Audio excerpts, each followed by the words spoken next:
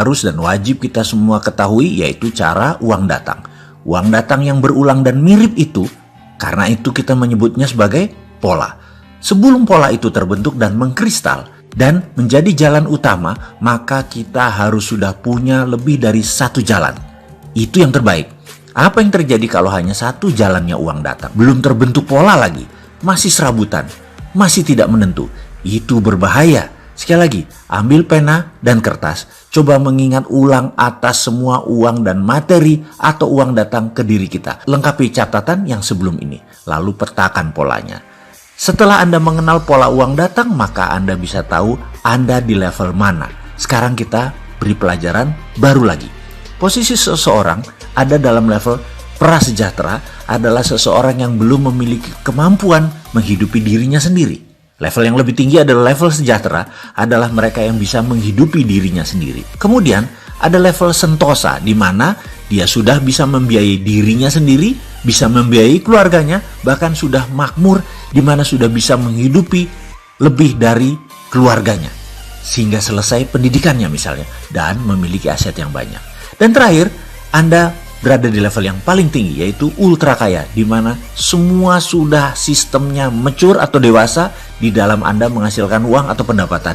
Seakan-akan bahkan Anda tidak bekerja pun uang datang. Kembali ke level sejahtera, di mana level ini adalah platform terbawah dari JPS, jaring pengaman sosial. Level ini adalah mereka yang berpendapatan kurang lebih 60 juta per tahunnya. Level sentosa, level yang lebih tinggi, nilai pendapatannya terendah adalah 4 kali level sejahtera atau 240 juta per tahunnya. Karena level inilah mereka bisa menghidupi dirinya dan keluarganya.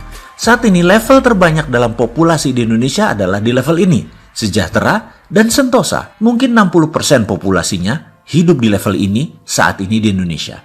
Kembali ke pola dasar, pattern uang datang. Mengenali hal ini akan memudahkan Anda melipat gandakan pendapatan Anda, atau Anda menjadi tahu sumber Anda sehingga bisa membuat jalan baru uang datang. Sehingga Anda bisa memiliki multiple streaming of income. Dari sesi sebelum ini seharusnya Anda sudah tahu pola uang datang ke Anda, level kompetensi kemakmuran Anda, serta masuk sejahtera atau sentosakah posisi sahabat saat ini. Juga sudah mengenal servo kejadian yang berulang dalam hidup sahabat. Sejauh ini, kita lanjut ya. Pastinya setiap orang punya cara masing-masing untuk uang datang sejauh ini dan sesuai dengan karakter sifat alami diri sendiri. Oke, kita simpan sebuah kata kunci. Uang datang sesuai karakter sifat alami manusia. Dan kembali ke pola. Sekarang perhatikan pola uang keluar dari Anda. Untuk apa saja uang keluar tersebut? Coba perhatikan 10 tahun atau 5 tahun terakhir ini, kemana saja Anda memanfaatkan uang Anda. Dipakai apa saja uang tersebut, keluar dari dompet Anda, keluar dari deposito Anda, keluar dari tabungan Anda, keluar dari gaji Anda. List daftar semuanya. Secara harian, secara bulanan, secara tahunan, perhatikan kemana saja uang Anda keluarkan. Fokus dalam pengeluaran ini akan membuat Anda sadar, apakah Anda tipe pembelanja, apakah Anda tipe mesias, orang yang suka menolong orang, tipe selalu kurang, tipe boros nggak jelas, tipe penyakitan, tipe mengikuti mode, tipe penginvest. Dan sekali lagi, itulah Anda selama ini. Mengenal uang keluar, apalagi yang telah menjadi pola Anda, bisa terkaget-kaget karena bisa menakutkan tipe Anda tersebut. Sekali lagi, kalau negatif jangan takut. Membaliknya dan merubahnya semudah membalik telapak tangan. Semua ini science kok. Semua ini ada dalam behavioral psikologi. Dan itu bidang saya banget. Inilah gunanya video ini kita buat. Tanpa Anda mengenal pola Anda tidak tahu servo uang keluar Anda tidak tahu kebiasaan servo tadi, Anda akan sulit menjadi baru. Sekali lagi, ini penting kalau Anda merasa diri Anda boros, atau Anda merasa heran dengan teman Anda yang kira-kira uang masuknya sama, tapi kehidupannya mereka lebih stylish dari Anda, lebih up to fashion, rumahnya lebih besar, pola hidupnya lebih sehat, lebih olahraga, lebih banyak ketawa. Anda tahu sekali, pendapatan income-nya Anda berkurang, sementara pendapatan income-nya Anda dan dia kurang lebih sama, tapi pemanfaatan uangnya pasti berbeda. Jadi penting sekali untuk mengenal pola uang keluar dari Anda.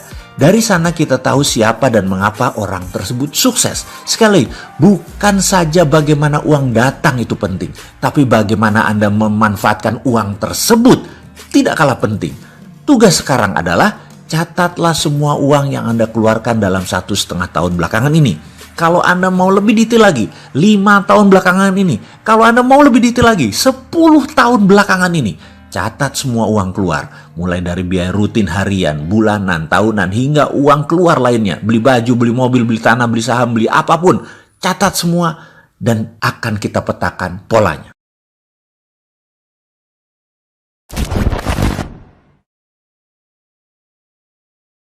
How is the money comes to you? Ini sekilas fakta tentang otak.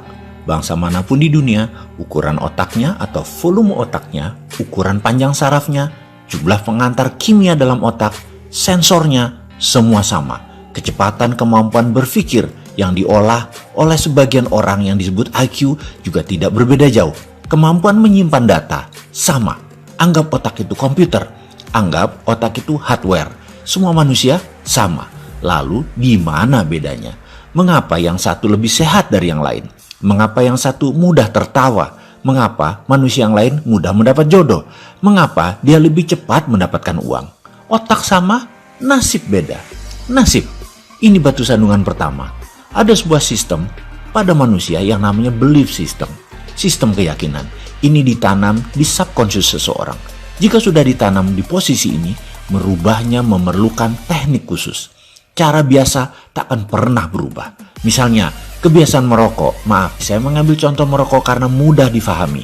Saya tidak merokok, dan saya juga bukan anti orang perokok. Kembali merokok sebagai contoh. Dalam iklan di TV secara vulgar ditulis, merokok bisa menyebabkan kanker, gagal janin, penyakit paru-paru, dan lain sebagainya. Dibacakah oleh setiap perokok? Ya. Berhentikah mereka? Takutkah mereka? Tidak. Mengapa? Inilah kerja otak. Otak conscious yang menguasai informasi pengetahuan hanya menguasai 12% dari sebuah tindakan. Sementara subconsciousnya, pikiran bawah sadarnya memberikan kontribusi 88%. Informasi tadi hanya menempel di conscious, tidak menjadi gerak. Otak subconscious bawah sadarnya menganggap merokok itu nikmat. Itulah yang dilakukan. Karena 88% yang mengendalikan. Kita kembali ke prosperity conscious, kesadaran kemakmuran, IQ kaya, tulang kaya, balung sugi, apapun itu. Bagi Mind Master, ini adalah software kaya yang mereka miliki.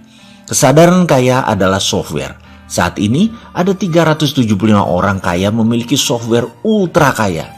Kenapa? Karena kekayaan 3 miliar manusia kalau dijumlahkan sama dengan kekayaan 375 manusia ini.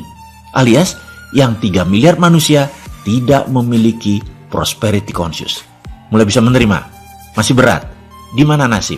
Ya, ini pertanyaan kecil dari sekelompok besar. Ini pertanyaan saya juga. Saya mengalami jalan kehidupan yang naik turun seperti gelombang laut selagi badai.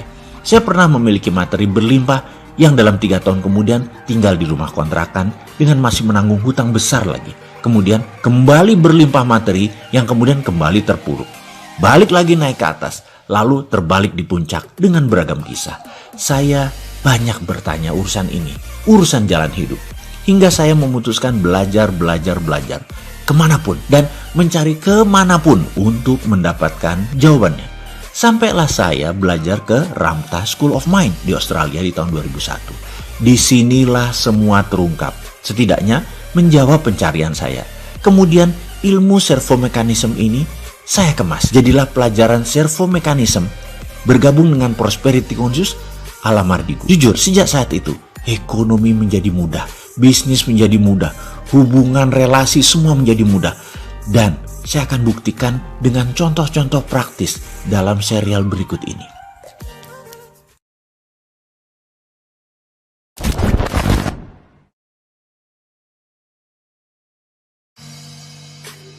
Di Ramtha School of Mind, hari pertama ada 110 murid hadir. Dari 10 negara, ada India, Australia, Filipina, Malaysia, Kamboja, Hong Kong, Jepang, Amerika, Inggris, dan terakhir dari Iran.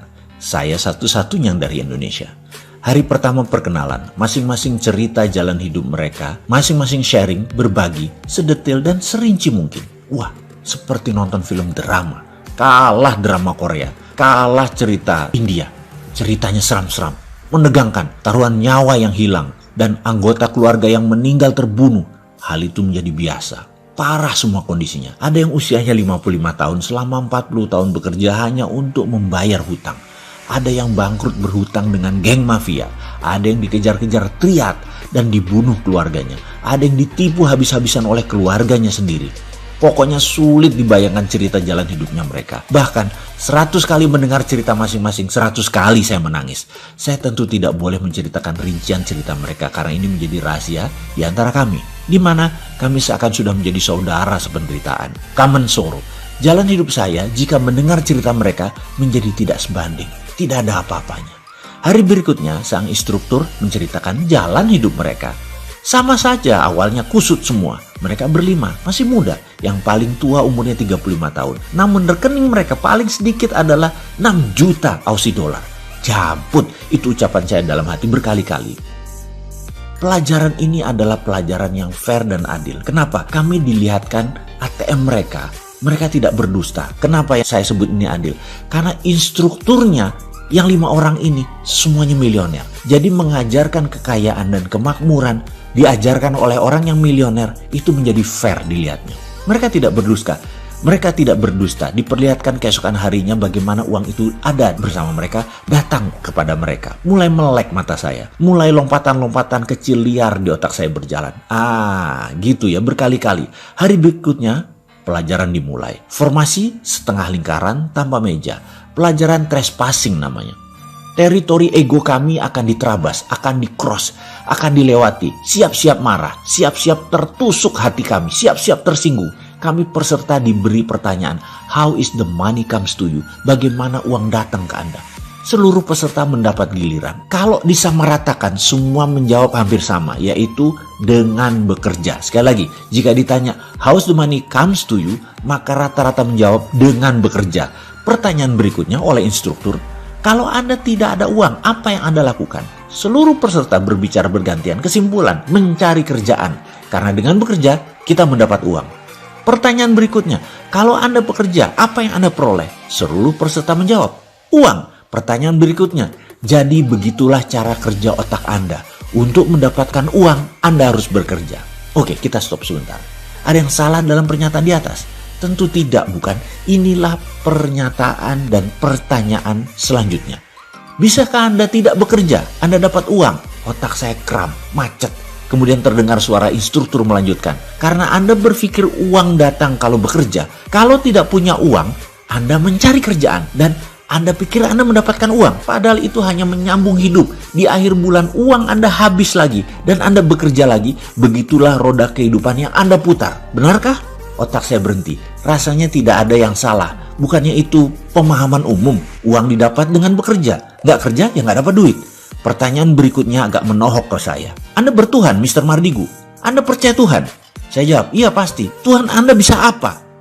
Kalau ini bukan pelajaran trespassing, sudah ngamuk saya. Tuhan saya bisa segalanya. Memiliki semuanya. Dan dia adalah ketidakterhinggaan. Jawab saya dengan nada tidak nyaman. Instruktur saya bernama Geoff mendekat. Tuhanmu tak terhingga dan bisa ngapain aja. Bisa semuanya. Dia berkata begitu. Bisakah Anda meminta pada Tuhanmu? Kamu di rumah, duduk dengan orang yang mencintaimu dan yang kamu cintai, mengerjakan sesuatu yang sesuka-sukamu, uang kamu tak terhingga. Bisa nggak? Saya gelagapan. Ditekan lagi. Bisa nggak Tuhanmu mendatangkan uang kepadamu tanpa kerja, hanya mengerjakan yang kau cintai, dapat uang tak terhingga? Bisakah? Bisa, saya jawab keras. Kenapa kamu tidak minta itu? Kenapa kamu tidak minta kepada Tuhanmu, kepada Allah? Ya Allah, saya mau berkumpul dengan orang yang saya cintai, mengerjakan sesuatu yang saya sukai, menyenangkan banyak orang, santai, membuat sehat, membuat pinter, membantu alam, dan dapat duit tidak terhingga. Kenapa kamu nggak minta kayak gitu? Kenapa kamu nggak taruh kata-kata itu dalam pikiranmu? Kenapa milih yang repot, yang capek, yang buat frustrasi? Kenapa harus kerja? Kenapa nggak langsung dapat duitnya aja? Sekali lagi, kenapa kamu minta kerja baru dapat uang? Nada suaranya meninggi dan mengeras. Saya pun tidak menjawab. Saya juga bingung. Kenapa saya harus bekerja untuk dapat uang? Kenapa nggak diem aja atau mengerjakan sesuatu yang enak dan santai saja? Tapi kenyataannya kan orang harus kerja apapun itu. Buktinya banyak orang yang santai-santai malah masuk jurang kemiskinan. Ini maksudnya. Jadi saya harus apa? Dia menekan saya lagi. Kalau Anda datang ke sini hanya mempertahankan dan mempertanyakan hal-hal dasar, Anda siap-siap kecewa. Kalau Anda percaya Anda yang menentukan nasib Anda, siap-siap terkejut. Kalau Anda percaya nasib bukan di tangan Anda pasti kecewa. Kalau Anda percaya Tuhan bisa melakukan apapun dan Anda bisa mendapatkan apapun, kalau Anda percaya garis tangan sudah ditentukan sebelumnya, Anda pasti frustasi. Kalau Anda percaya Anda menulis jalan hidup Anda sendiri, Anda pasti menemukan jalan keluar. Kalau Anda banyak berpikir dan mempertanyakan metode pelajaran selama 7 hari ke depan, siap-siap angkat koper karena Anda tidak mendapatkan apa-apa. Kalau Anda pasrah dan percaya Anda sangat diuntungkan karena semuanya itu mudah. Kalau Anda percaya inilah jawaban atas doa Anda selama ini dan Anda menikmati proses di kelas ini. Kalau Anda memegang kukuh belief system Anda yang lama, Anda persis menjadi seperti Anda yang sekarang. Kalau Anda meruntuhkan seluruh bangunan Anda dan bersiap membangun pondasi belief baru, siap-siap melihat diri Anda yang baru, yang anggun, yang tak terhingga dan sesuai dengan maunya Anda. Kemudian nada suaranya melunak dan pelan. Anda kesini sudah buang waktu, membuang tenaga, membuang pikiran, membuang uang. Apa yang tersisa dari Anda hanya pola pikir saja. Kalau Anda mau membuang pola pikir tersebut, kita akan melanjutkan pelajarannya. Siap-siap akan sakit hati. Karena semua yang Anda pegang bisa dilepas dan harus dilepas. Bahkan kebenaran yang Anda pegang pun akan ditantang, di-challenge ke batas ujung. Diri Anda akan didorong ke batas yang Anda merasa apapun mungkin, apapun masuk di akal. Masa sih? Bagaimana bisa pernyataan dan pertanyaan logika belief lama akan ditantang? Kalau ternyata tidak teruji, rubuhkan belief system Anda tadi. Ingat, kebenaran yang terbenar adalah kebenaran yang teruji. Kebenaran yang terbenar adalah kebenaran yang tidak menyinggung siapapun. Dan kalau ada yang sakit hati gara-gara kebenaran ini, pelajaran kebenaran ini salah. Dan kebenaran yang paling benar, dia membela dirinya sendiri. Oleh karena itu sahabat, Anda sudah membuang waktu, Anda sudah membayar mahal video ini, Anda harus mendapat pelajarannya. Ikuti semua perintah-perintah ini sedetil mungkin, karena Anda pasti berubah menjadi Anda yang baru.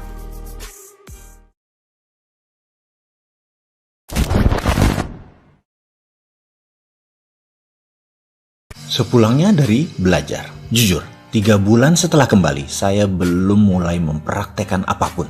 Belief system saya tertabrak-tabrak. Pertanyaan, nasib kita yang menentukan? Sementara saya punya keyakinan nasib ditentukan Tuhan. Sebuah tabrakan belief system. Saya belum bisa menerima. Kalau saya tidak terima, maka saya harus menerima kondisi saya sekarang, berhutang dan hidup susah waktu itu. Memulai sesuatu akan terbawa putaran yang sama. Memulai yang baru harus merubah belief system. Ini pengalaman saya dan mungkin hanya terjadi pada saya. Saya juga teringat sebuah pelajaran dasar. Salah satunya pelajaran meng-cancel doa.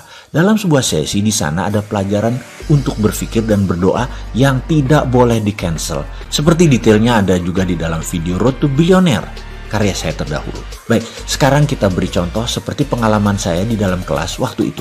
Saya diperintahkan memohon. Waktu itu saya disuruh memohon kepada Allah untuk memberikan uang 1 miliar pada akhir bulan ini. Saya manut, saya berkata, "Ya Allah, saya meminta uang 1 miliar di rekening saya pada akhir bulan ini." Lidah saya mengucap, hati kecil saya berkata, "Mungkinkah?" Dan perkataan di hati kecil tersebut, di pelajaran tersebut, saya peroleh artinya meng-cancel doa. Hal itu membatalkan doa. Kita tidak boleh mempertanyakan doa yang kita buat sendiri, karena itu artinya meng-cancel. Dalam membuat permohonan, sekali lagi, kita tidak boleh cancel. Percaya utuh. Setiap keraguan harus dipanjatkan lagi permohonannya. Ulangi lagi, karena permohonannya kita cancel sendiri. Ribuan kali saya coba, ribuan kali saya cancel. Belief system saya belum terima. Masa sih? Kok gitu doang? Emang bisa? Dari mana caranya? Dari mana uang datang ke saya? Bagaimana uang 1 miliar itu bisa datang? Walaupun saya berkata, "Ya Allah, berikan uang 1 miliar itu di akhir bulan ini." Tapi tetap di hati kecil ada hal-hal yang menyeletuk tadi. Sekali lagi sekedar mengulang saja, mengingatkan informasi bahwa di tahun 2001, saya bekerja untuk menutupi biaya hidup dan sebagian cicilan hutang. Posisi saya sebagai Direktur Business Advisor dari sebuah investment banking bernama PT Rifan, sekarang namanya PT Rekapital, milik seseorang yang posisinya tinggi saat ini, yaitu Bapak Rosan Roslani dan Bapak Sandiaga Uno. Secara gaji dan bonus cukup besar kompensasi bulanannya, namun hanya kerja kontrak. Dari tahun 2000 hingga tahun 2002, 24 bulan. Kontrak akan berakhir 9 bulan lagi dari masa saya pulang dari Australia tersebut. Suatu pagi, Saya ingat waktu itu, saya meminta anak saya nomor 2, namanya Fatur, yang masih berusia 4 atau 5 tahun. Saya berkata, "Mas Fatur, tolong dong ayah diambilkan sepatunya yang hitam," kata saya. Fatur diam saja. Saya ulangi sekali lagi, "Fatur, kamu dengar kan ayah ngomong apa?" Dia tetap diam dan berjalan menjauh. Suara saya, intonasinya saya tinggikan, intonasinya menekan, dan dia diam menunduk. Emosi saya terpancing. Ini anak kok gak nurut sih, kata saya dalam hati. Saya berjalan ke arahnya, gerakan marah terpancar di wajah saya. Matanya menatap saya tepat di mata saya. Agak ketakutan ekspresi wajahnya. Saya kaget. Loh, kok dia takut? Saya berkata dalam hati. Langsung saya berlutut sejajar mata saya dengan mata dia. Dan ini adalah metode dasar psikologi mendidik anak, di mana mata sejajar menunjukkan kesetaraan, kesederajatan. Kalau atas bawah, anak di bawah, orang tua di atas, bola mata anak yang pupil hitamnya di posisi atas, ini dia dalam posisi sangat sugestif, membuat posisi orang tua otoritatif dan si anak menjadi inferior. Di kondisi saya dan Fatur, kondisi tersebut tidak boleh. Saya lagi marah, Fatur lagi takut, jadi langsung saya sejajarkan sehingga dia nyaman karena merasa sederajat. Saya ubah ekspresi saya datarkan suara saya. "Nak, tolong ambilkan sepatu ayah ya sayang." Kaki saya dipeluknya. Bahasa tubuhnya saat itu yang saya rasakan adalah dia tidak mengizinkan saya berangkat bekerja. Kembali saya tersentak. Tadinya mau marah, namun signal yang diberikannya cukup kuat. "Jangan pergi ayah. Ayah belum memberikan banyak rekening emosi ke saya," kata Fatur. Itu yang saya dapat. Rekening emosi saya kurang kepada Fatur. Lama saya menatap wajahnya. Tiba-tiba saya putuskan, "Baik, ayah tidak bekerja hari ini. Kamu mau apa sayang?" Kemudian dia berkata, "Ajarin Mas Fatur naik sepeda roda 2 ayah, terus kita main layang-layang. Boleh nggak?" Pintanya dengan lagak yang lucu sambil memiringkan kepalanya. Saya mengangguk. Saya telepon sekretaris saya, Siola, "Tolong bilang pada Pak Rosan, saya tidak masuk hari ini, saya off." Seharian saya ajari Fatur naik sepeda roda 2. Sorenya kami bermain layang-layang. 7 jam sangat padat berkualitas setidaknya menurut saya. Malamnya dia memijit-mijit bagian tubuh saya. Nikmat sekali rasa di hati saya ini. Tiada tara rasanya. Enak berkumpul dengan orang yang kita cintai, mengerjakan hal yang kita cintai, dan mendapatkan uang tak terhingga. Tiba-tiba klik terjadi di otak saya. Saya mendadak seperti mendengar saya berkata pada diri saya sendiri. Katanya ingin punya anak yang soleh. Kok ngaji diajarin orang lain, belajar sepeda diajarin orang lain, belajar baca tulis diajari orang lain? Bagaimana rekening emosi bisa tumbuh? Bukankah dulu pernah mengatakan bahwa kalau setiap sel dari anak yang tumbuh, saya ingin memiliki andil terbesar agar di kemudian hari tidak ada sesal. Sementara faktanya setiap hari sibuk. Pagi berangkat anak belum bangun, pulang anak sudah tidur, ketemu di kala weekend sudah kecapean pengen istirahat. Anak tahu-tahu tumbuh membesar dan membesar tanpa ada kontribusi saya apa-apa. Saya terhenyak. Lalu saya putuskan seketika itu juga tanpa pikir. Cikar kanan, via kondios, kita bakar kapal. Ini istilah saya mengandaikan tindakan seorang panglima perang, Jabal Tarik, sewaktu menaklukkan Gibraltar. Pasukannya kalah jumlah dan nyali ciut mau mundur. Jabal Tarik memerintahkan bakar kapal sehingga pasukannya tidak ada pilihan lain kecuali maju berperang. Besok saya membuat surat resign tertuju pada partner dan owner perusahaan tersebut, Rosan Roslani. Saya mendadak percaya 100% bahwa uang akan saya dapat. Dan uang dapat dari manapun. Tanpa usaha yang banyak, saya tidak pernah meng-cancel. Utuh saya percaya permohonan kepada Tuhan tersebut. Entah mengapa, tapi saya percaya. Saya semangat sekali. Lalu, hari berlalu tanpa ada yang istimewa. Herannya, orang modern seperti saya tidak banyak bertanya-tanya. Enjoy total, benar-benar seperti orang aneh. Gak mikir belas. Sore itu saya menyiram bunga. Di luar kebiasaan, saya tidak pernah menyiram bunga. Tahu-tahu sebuah motor menghampiri, pengemudinya menggunakan helm, berkaca gelap. Saya tidak tahu siapa dia. "Sore Bapak," katanya membuka helm. Rai Sahanaya rupanya. Dia orang Ambon, tetangga saya, tinggal berjarak 3 rumah di sebelah. Dia mengontrak di sana. Kemudian dia berkata, "Begini Bapak ada uang 10 juta kah?" Katanya dengan logat Ambon yang kental. "Maksudmu?" "Begini Bapak, beta mau jual semua barang di rumah beta Bapak. Beta jual 10 juta Bapak, termasuk motor baru ini Bapak. TV, kulkas, AC, kontrakan rumah, semua Bapak ambil. Boleh kah?" "Wah Rai, jujur uangku hanya 6 juta, itu pun buat bayar besok hutang." Saya jawab dengan apa adanya. Dia terdiam kemudian berkata, "Beta dapat kerja kapal Bapak. Malam ini kapal angkat jangkar Bapak, jam 9. Kita soba layar Bapak. Beta dapat kontrak 3 tahun Bapak. Gaji bagus, $2.500 sebulan Bapak. Beta harus cepat-cepat balik ke pelabuhan Bapak." Lalu dia terlihat berpikir sebentar dan berkata, "Baiklah Bapak, beta kasih Bapak semua. Bisa kasih 6 juta sekarang kah? Ada, saya menjawab. Saya masuk ke dalam, 1 menit kemudian saya berikan uang 6 juta. Dia senang sekali. Giginya yang putih berkilat tak pernah hilang dari bibirnya. Ray menandatangani tanda terima, 3 lembar kwitansi kosong untuk motor dan kunci kontrakan. Bawa koper berangkat pakai ojek. Saya terdiam, memegang 2 kunci.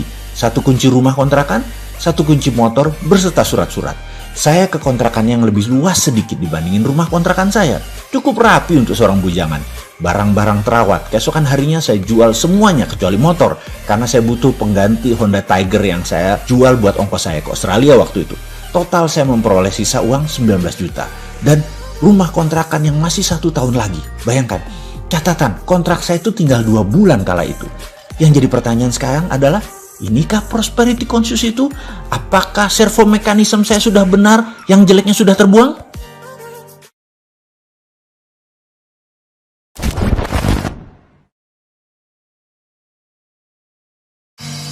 Glory from the past.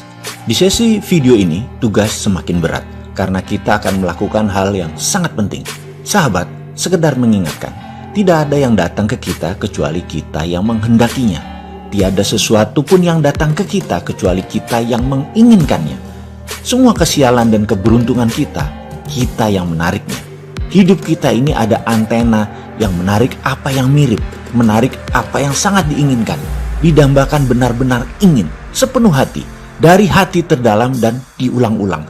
Sehingga tubuh kita terinduksi dengan impian kita, terobsesi dengan niat kita, terobsesi dengan cita-cita kita. Sehingga kehadiran video narasi ini bukan hal yang tidak sengaja. Ini jangan-jangan adalah jawaban yang Anda cari selama ini. Ketika hal ini hadir di hadapan Anda, maka saya selaku pribadi yang menginstal keilmuan servo mekanisme ini sangat serius memenuhi semua yang Anda butuhkan dengan memberikan pelajaran sepenuh hati. Tentunya sahabat tidak akan menyia-nyiakannya dengan tidak mengerjakan tugas di dalam video narasi ini. Semua tugas ini adalah bagian dari terapeutik atau terapi untuk mengubah segala hal yang buruk, servo buruk, agar polanya di-break. Tak terkecuali sesi kali ini yang disebut dalam Glory from the Past. Dari setiap sahabat, ada banyak hal kesuksesan dari sekarang hingga Anda bayi, baru lahir dulu. Tugas kali ini berat, karena sahabat diminta menulis semua Glory from the Past tersebut. Catatlah seluruh kemenangan-kemenangan di masa lalu. Catatlah seluruh kesuksesan-kesuksesan di masa lalu. Kebahagiaan-kebahagiaan di masa lalu. Keberhasilan, prestasi, apapun itu yang positif. Pertama kali jatuh cinta misalnya. Pertama kali mendapatkan uang gajian. Pertama kali mendapatkan 1 miliar. Juara azan. Mendapatkan beasiswa. Beli mobil atau motor impian. Apapun yang sahabat anggap itu sebagai sebuah kemenangan, tulislah. Sesi ini adalah sesi di mana kita semua ditanya segala yang hadir ke hidup Anda sejak kecil hingga saat ini. Sudahkah Anda mengenalnya? Dan sekali lagi, hal ini penting. Sudahkah Anda mensyukurinya? Ini adalah sebenarnya kami menguji kalau Anda mengingatnya, lalu Anda bangga dan Anda bersyukur. Sesungguhnya Anda pantas mendapatkan yang sama, bahkan lebih baik lagi di masa yang akan datang. Namun percaya saya, kalau Anda tidak bisa merinci masa kemenangan-kemenangan Anda tadi, tidak bisa banyak atau hanya beberapa, mohon maaf, apa kira-kira Anda layak mendapatkan sesuatu yang lebih besar, lebih baik, lebih maju di masa depan?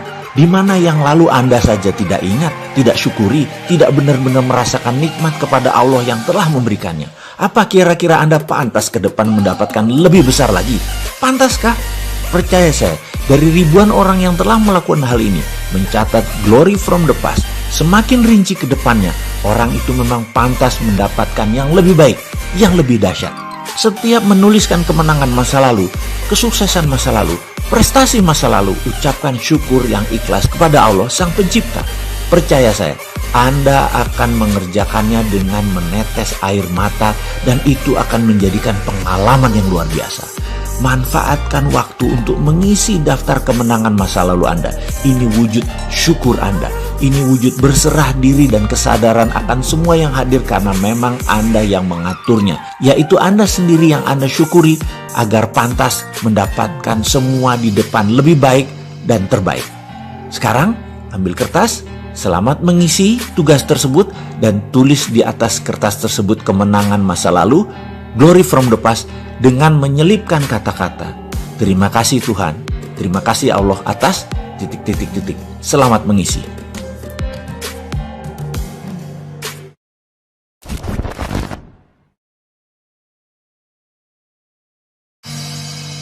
Pasti semua sahabat ingin memiliki hubungan yang baik dengan keluarga, dengan teman, dengan relasi, dan juga dengan tim di dalam perusahaan atau organisasi yang Anda berkecimpung di dalamnya.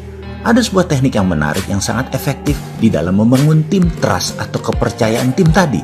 Teknik ini juga sangat baik untuk membuang servo negatif atas kebiasaan buruk yang Anda miliki. Pelajaran dasar pemahamannya begini, otak manusia itu sangat dahsyat. Apapun yang kita ciptakan bisa kita tambahkan atau kita hilangkan. Misalnya ada seseorang yang takut dengan kecoa. Mendengar kecoa disebut saja sudah merinding, jijik. Hal itu karena memang tercipta oleh pengalaman hidupnya. Entah di rumah dulu waktu dia kecil, orang-orangnya pada lebay. Kalau ada kecoa teriak-teriak ketakutan sehingga orang itu pun menjadi ketakutan atau ketularan takut. Lalu pernah ketika jalan menuju dapur, tangannya kejatuhan kecoa yang membuat gelas di tangannya jatuh. Perasaan jijik, sebel, terus ditambah lagi dimarahi oleh orang tuanya yang galak. Lengkap itu database akan ketakutan terjadi dalam dirinya. Ketika dewasa, mendengar kata kecoa saja sudah menimbulkan ketakutan dan rasa jijik yang amat sangat. Lalu ada teknik penyembuhannya. Bagaimana? Sederhana, hanya dengan kekuatan pikiran, kekuatan perasaan, dan belief system percaya. Hal ini bisa disembuhkan. Dia, teman kita tadi yang trauma tadi dengan kecoa, dibayangkan di tangannya, hadirkan melalui imajinasinya, ada bola kristal di tangan. Hanya dalam imajinasinya ada bola kristal bening di tangannya. Lalu perintahkan ke dia, hadirkan bayangan TV di dalam bola kristal tadi. Dan setelah dia membayangkan TV di dalam bola kristal tersebut, lalu kita katakan, hadirkan bayangan kecoa ada di acara TV tersebut, di dalam bola kristal tersebut. Di awalnya dia mungkin agak jijik atau agak takut, tetapi ingat, ada dua lapis yang melindungi dirinya dari kecoa tadi dalam bayangannya. Satu, itu di TV. Dua, TV-nya ada dalam bola kristal. Lalu beri dia ilustrasi bayangan bahwa bola kristal tadi ada kabut warna hitam yang menutupi pemandangan dirinya ke kecoa tadi, dan kemudian timbulkan perasaan superior bahwa dialah pengendali bola tadi. Dia bunuh dengan kabut hitam kecoa tadi, dan dalam hitungan 3, 1, 2, 3, bola kristal tadi perintahkan ke dirinya, buang sejauh-jauhnya. Percaya saya, bawa kecoa plastik, dekati dia. Saat itu dia akan merasa tidak terlalu jijik lagi atau traumanya terhadap kecoa hilang. Setidaknya 50-90% berdasarkan pengalaman akan hilang traumanya atau sembuh. Oke, kita bukan mau mendetailkan teknik ini, tapi kita ingin bagaimana servo kita yang jelek hilang dan tim kita menjadi kompak. Biasanya dalam organisasi saya, kita akan melakukan projected imaginary tadi bersama-sama. Katakan kantor kami yang di Jakarta, kami menyewa villa di puncak yang bisa buat tinggal 25 staf tim kami. Yang mana acaranya nanti sederhana. Kita hanya makan malam, lalu menyalakan api unggun. Ketika api unggun lagi disiapkan, semua peserta wajib menulis di sebuah kertas akan masalah dalam dirinya yang akan dibuang. Kertas ini nanti akan digulung-gulung, digenggam, lalu dibuang ke dalam api unggun. Ketika api membesar, setiap orang maju satu persatu bergiliran dan menceritakan apa masalah dirinya yang mau dia buang selama 1 menit. Semua yang sisanya hadir mendengarkan dengan seksama, tidak ada suara, hanya yang maju ke depan yang berbicara. Iringi dengan musik instrumentalia untuk memberi kesan syahdu. Apa yang terjadi? Anda bisa menitikkan air mata di beberapa teman yang bercerita tadi. Karena memang setiap luka punya cerita. Dan di sini kita akan mengenal sisi dalam dari sahabat kita tadi. Lalu dia akan membuang bola kertas tadi. Dia membuang satu masalah besar dalam dirinya. Acara ini bisa 2-3 jaman. Dan pasti sehabis acara ini, sharingnya dahsyat. Sehingga setelah acara gathering di puncak tadi, kita jadi mengerti satu dengan yang lain. Mengerti beban masalah dalam diri seseorang dan menjadi saling bantu karena tahu apa yang satu sama lain impikan. Suasana tadi hanya bagian dari pelepasan servo mekanisme negatif seseorang atau kelompok. Sahabat semua, saya sangat sarankan Anda lakukan hal ini dalam organisasi Anda, dalam keluarga besar Anda. Setelah itu, itulah Anda yang baru, itulah tim Anda yang baru, dan itulah keluarga Anda yang baru, yang penuh semangat dan penuh cinta. Pasti produktif ke depannya.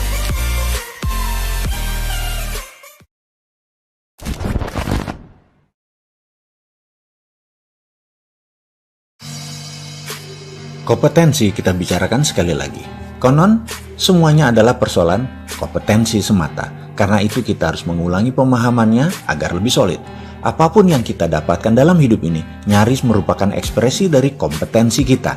Dengan kata lain, kompetensi adalah tingkat operasional dari kebiasaan dan kompetensi tersebut adalah memicu automatic guidance system, yaitu servo mekanisme untuk bekerja melalui proses koreksi terus-menerus yang dikenal sekali lagi dengan istilah servo mekanisme.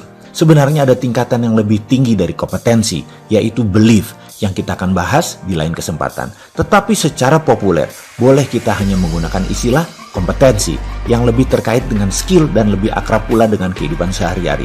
Tetapi di sini kita akan perluas pemaknaannya.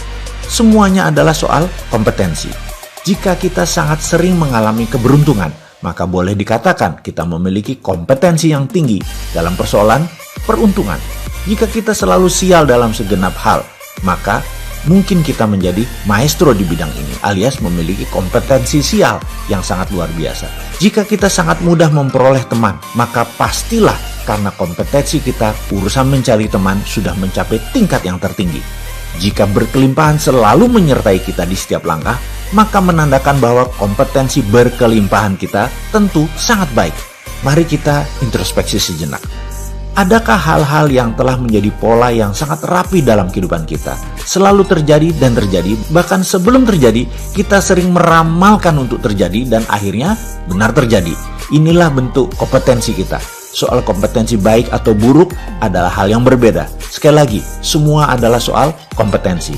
Tingkat pembelajaran manusia, mulai dari yang terendah sampai dengan tingkat kompeten, secara sederhana dibagi menjadi 4 tahapan, yaitu 1. Unconscious incompetence, 2. Conscious incompetence, 3. Conscious competence, dan terakhir unconscious competence. Kita ambil contoh sekali lagi, olahraga. Ketika benar-benar belum memahami apa manfaat dari olahraga, maka dapat dikatakan kita dalam tahapan unconscious incompetence. Ketika telah memahami manfaat dari olahraga, tapi kita tidak bergerak sedikit pun untuk melakukannya, kita dinamakan dalam tahapan conscious, tapi incompetence. Dan ketika memahami manfaat olahraga, dan kita mencoba untuk melakukannya dengan susah payah, perlu usaha fisik dan mental yang sangat besar, seringkali terhenti untuk kemudian mulai dari nol kembali. Ini menandakan kita sudah mencapai tahapan ketiga, yaitu conscious competence. Ketika kita memasuki semangat tiada hari tanpa olahraga, bahkan kita benar-benar resah jika tidak ada kesempatan untuk olahraga, maka kita udah mencapai kompetisi yang tertinggi, yaitu unconscious competence. Jadi, sekali lagi, tunggu apa lagi? Jika semuanya ternyata hanya masalah persoalan unconscious competence semata, mari kita buat keyakinan untuk hidup sehat sebagai unconscious competence. Mari kita buat keyakinan untuk hidup berkelimpahan menjadi unconscious competence.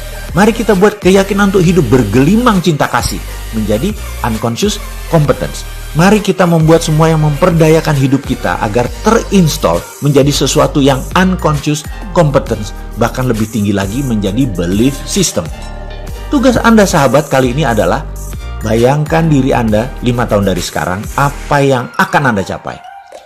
Lalu 10 tahun dari sekarang, apa yang Anda akan capai. Hingga 20 tahun dari sekarang, apa yang Anda capai. Ambil sejenak waktu untuk hal ini. Ambil kertas yang besar, sebesar koran kalau perlu, A0. Lalu gunting gambar-gambar yang Anda ingin capai dalam 5 tahun dari sekarang, dalam 10 tahun dari sekarang, hingga 20 tahun dari sekarang. Pecah 5 bagian. 1. Untuk keluarga, 2. Untuk kesehatan, 3. Untuk kemakmuran, 4. Untuk sosial, 5. Untuk spiritual.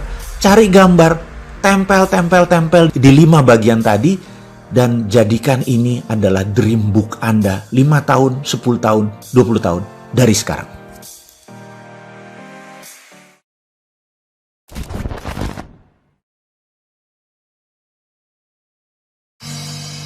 Peaceful Place. Di sesi ini adalah sesi untuk kita melakukan pemrograman pikiran bawah sadar agar kita bisa memasang servo baru, servo mekanisme yang positif agar menjadi kebiasaan baru yang positif. Otak manusia dalam pikiran bawah sadarnya itu tidak bisa membedakan mana yang imajinasi, mana yang reality, mana yang bayangan, mana yang kenyataan. Untuk membentuk pathway, jejak sukses di pikiran bawah sadar seseorang, maka caranya bisa dengan melakukan. Dan ada cara yang lebih cepat lagi, yaitu dengan membayangkan hal yang sama berkali-kali dalam jangka yang panjang. Bayangkan Anda bisa main sepatu roda misalnya. Maka coba nonton YouTube tentang permainan sepatu roda tadi.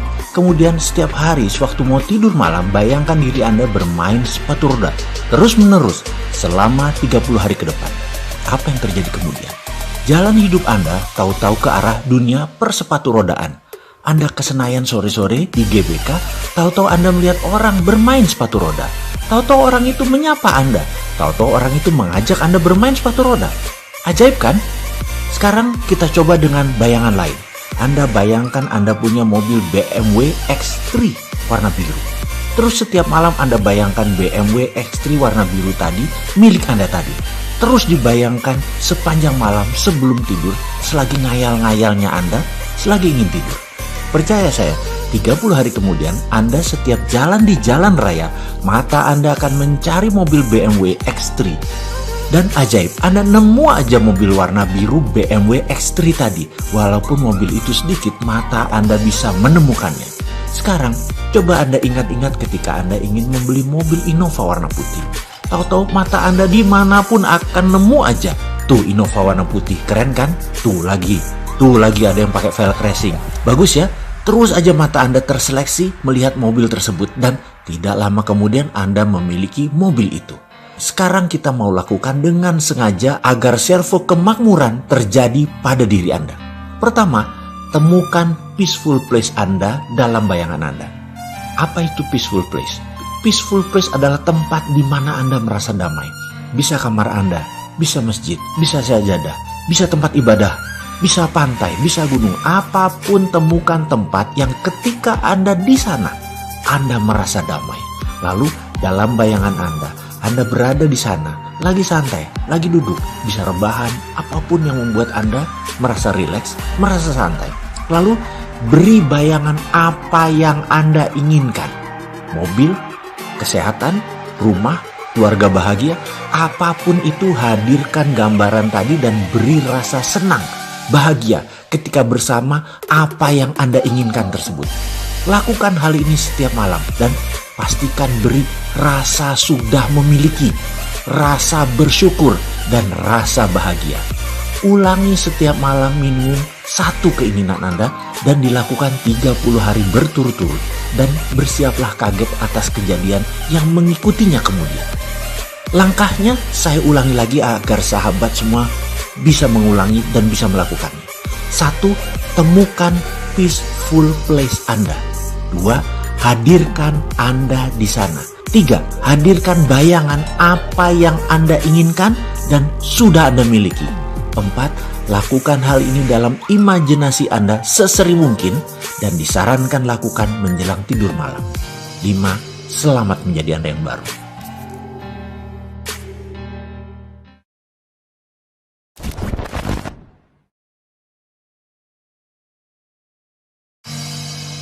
Kenalan dengan siapa saja kalau berkumpul. Ada kebiasaan aneh saya yang lama saya kerjakan dan masih saya kerjakan tanpa sadar. Mungkin sudah masuk unconscious competence. Kalau kata Pameo, sesuatu yang diulang-ulang akan menjadi kebiasaan. Dan kebiasaan kita tersebut jalan hidup sejarah diri kita. Kalau jalan hidup itu atau kebiasaan itu mengakibatkan hal yang buruk, namun sudah jadi kebiasaan, harus diubah dengan teknik breaking pattern. Kita sudah tahu di pelajaran sebelum ini apa itu breaking pattern. Namun kali ini kita bukan mau membicarakan hal yang buruk pada kebiasaan saya. Walaupun banyak banget kebiasaan buruk dan harus saya rubah dan saya ubah pelan-pelan. Itulah saya yang baru dan terus saja saya belajar. Seperti Anda sahabat semua.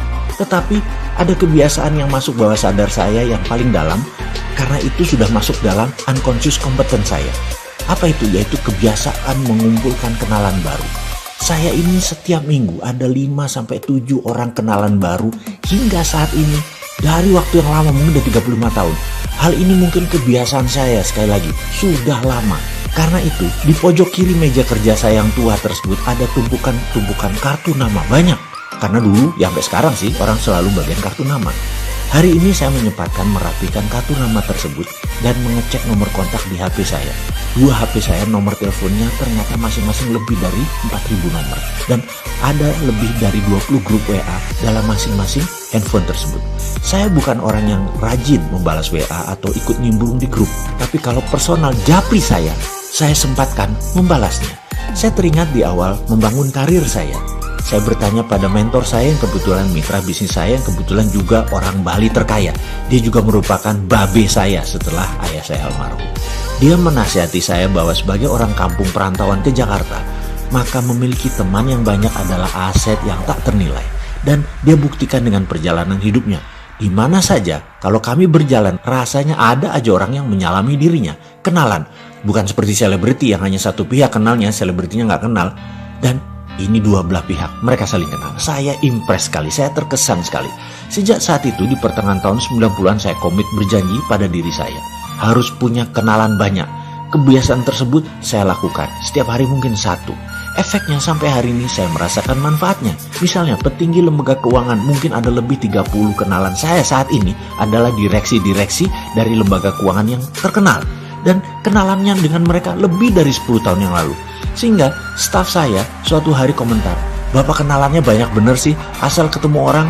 Ketimbang saya memperkenalkan kerja di perusahaan saya, ada aja yang berkata, "Salam ya buat bosman ya, saya teman lama dia." Bahkan ke Kopassus kemarin belajar nembak waktu anak-anak perusahaan kami outing, kayaknya semua instruktur kenalnya Pak Mardigu. Saya dalam hati GR bener urusan beginian. Tapi bagi saya bukan orang kaya saja kenalan itu. Posisi jabatan politik, jabatan publik, bahkan orang yang tidak punya apa-apa, ya tetap kenalan. Kenalan itu bukan harus friend with benefit. Namun kalau kenalannya banyak, pasti buat keuntungan lebih besar. Kenalan bisa dengan siapa saja, namun nongkrong dengan siapa harus kita pilih. Dan bagi saya, nongkrong itu saya pilih-pilih sekali. Saya hanya berkumpul dengan orang yang lebih soleh, berkumpul hanya dengan orang yang lebih sukses, berkumpul hanya dengan yang lebih sehat, berkumpul dengan orang yang lebih bahagia, berkumpul dengan orang yang lebih seru, berkumpul dengan orang yang lebih kocak, yang menyenangkan. Karena berkumpul dengan manusia lebih baik, kehidupan saya menjadi lebih baik. Karena kita manusia yang mudah terinduksi. Sahabat, di penghujung video ini saya menyarankan perbanyak kenalan dan jaringan bisnis Anda sebagai solusi kemakmuran. Selamat membuat tempat nongkrong yang baru, selamat berhijrah, selamat berkenalan.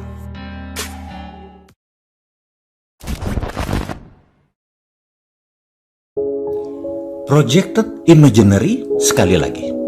Selagi kami diskusi di sebuah lounge di jalan Walter Monginsidi di kafe langganan kami, maka saya memandang seseorang yang tak asing bagi saya. Teman kuliah saya, junior saya di kampus, yang ketika saya sambangi duduknya yang sendirian dia berkata, "Mas, dari tadi saya sudah melihat Mas Mardigu, tapi wajah galaknya lagi muncul dan serius saya sudah melipir dulu deh. Lebih baik saya diam di sini." Saya hanya tersenyum karena dia tahu sekali kalau saya agak galak itu pasti ada sesuatu yang saya sangat ingin selesaikan. Dulu dia padawan saya, yaitu sering membantu pekerjaan saya dulu waktu bereksperimen di kampus. Pastinya dia kenal sekali karakter saya. Saya galak banget, terutama sama dia. Saya berkata, "Kamu benar, ada sesuatu yang saya belum pernah lakukan dan akan saya lakukan, tapi tidak tahu caranya, tidak tahu jalannya. Cuman lihat sinar harapan kecil di ujung lorong yang gelap."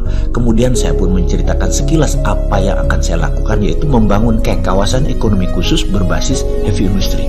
Dia menatap saya dengan mata tajam dan berekspresi aneh. "Mas, ingat eksperimen yang dulu kita lakukan di kampus? Itu problem solvernya kok nggak dilakukan sih, Mas?" Saya berkerut dan berusaha mengingat apa yang pernah kami lakukan bersama dalam eksperimen di kampus dulu. Tapi saya tidak menemukan yang mana di otak saya ini. Folder di otak saya sudah kayak komputer mencari-cari data, tapi tetap tidak ketemu. "Itu loh Mas, yang di lapangan basket," katanya, mencoba membuat saya ingat tapi tetap lupa. Sehingga dia menceritakan dengan lengkap. Gini katanya, "Ingat nggak yang waktu kita ambil beberapa orang semua cewek yang belum pernah main basket, lalu kita suruh mereka shoot the hoop, masukin bola ke ring basket. Lalu dari 5 bola tidak ada satu pun yang masuk. Lalu kita tutup mata dia dan kita panggil 10 orang yang menonton dia dan menyemangati dia. Lalu kita tutup mata dia pakai blindfold, lalu diposisikan di tempat syuting. Ketika dia melempar bola, maka ke-10 orang tersebut bertepuk tangan dan berkomentar. Padahal bolanya tidak masuk. Namun mereka bersorak seakan-akan bolanya masuk. Berkomentar, "Yeay, finally you get it. Akhirnya Anda bisa. Hebat, gitu dong, mantap," gitu ya.